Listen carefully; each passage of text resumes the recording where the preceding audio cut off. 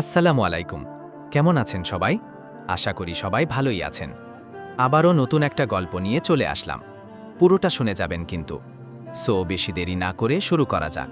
সেই সময়ে ইয়ামানে আব্রাহা নামক একজন শাসনকর্তা ছিল। সে খুবই দাম্ভিক এবং ক্ষমতার পিপাসু ছিল। সে দেখল গোটা আরবের লোকেরা মক্কার কাবা শরীফে হজ করতে যায়। যেহেতু কাবা একটি পবিত্র স্থান, তাই লোকেরা দলে দলে সেই পবিত্র স্থানের বরকত নিতে ও ইবাদত করতে সেখানে যায়। এ বিষয়টি তার মোটেও পছন্দ হলো না। তার ইচ্ছা হলো মক্কার পরিবর্তে সবাই তার দেশে আসুক। তাই সে ভাবল, কাবাগৃহের অনুকরণে যদি ইয়ামানেই একটি উচ্চ মর্যাদা সম্পন্ন গির্জা নির্মাণ করা যায়, তাহলে মানুষকে মক্কা বিমুখ করে ইয়ামানমুখী করা যাবে।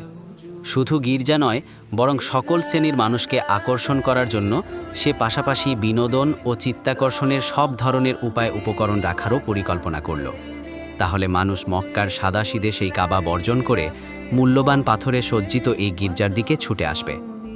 এই উদ্দেশ্যকে সামনে রেখে ইয়ামানের রাজধানী সানায় একটি গির্জার ভিত্তি স্থাপন করল সে। অঢেল টাকা পয়সা ব্যয় করে খুব জাঁকজমকপূর্ণভাবে এর নির্মাণ সম্পন্ন করল। কিন্তু এত কিছুর পরও মানুষ সেদিকে আকৃষ্ট হচ্ছিল না।